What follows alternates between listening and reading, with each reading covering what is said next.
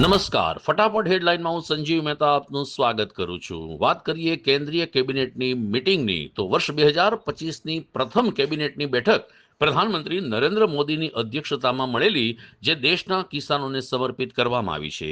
કેન્દ્રીય મંત્રી અશ્વિની વૈષ્ણવે પત્રકારોને વિગતો આપતા કહ્યું કે પ્રધાનમંત્રી નરેન્દ્ર મોદીએ કિસાનો માટેની ફસલ યોજનાને વધુ સમૃદ્ધ અને સરળ બનાવવા માટે શ્રેણીબદ્ધ પગલાઓ લીધા છે.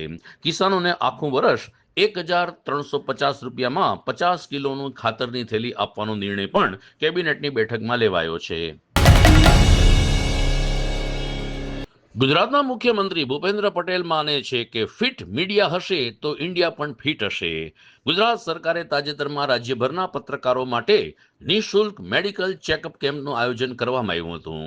રાજ્યના 1,532 જેટલા પત્રકારોની શારીરિક આરોગ્યની ચકાસણી કરવામાં આવી હતી, જેમાં ખાસ કરીને diabetes, blood pressure, x-ray, ECG અને vitamin B, vitamin D, thyroid જેવા તમામ રોગની નિદાન અને સારવાર કરવામાં આવ્યા હતા. અલબત્ત લેબોરેટરી તપાસ પણ કરાવવામાં આવ્યા હતા અને 1,500થી વધુ પત્રકારોએ આ ફ્રી મેડિકલ ચેકઅપ કેમ્પનો લાભ લીધો હતો. રાષ્ટ્ર ચેતના જગાવનાર મહાપુરુષોના જન્મોત્સવ ગુજરાતના દરેક નાગરિકે ઉત્સાહભેર ઉજવવો જોઈએ તેવું સૂચક વિધાન મુખ્યમંત્રી શ્રી ભૂપેન્દ્ર પટેલે કર્યું છે. તેમણે કહ્યું હતું કે દેશ માટે સીમાચિહ્નરૂપ દિવસોની ઉજવણીમાં નાગરિકો પણ સહભાગી થાય તો દેશમાં આપોઆપ રાષ્ટ્રભાવનાનું વાતાવરણ મજબૂત બનશે. મહાપુરુષોના ઉચ્ચ આદર્શોને પ્રસાર થઈ શકે તે માટે તેના જન્મદિવસની સરકારશ્રીની સાથે આમ પ્રજાએ પણ ઉજવણી કરવી જોઈએ.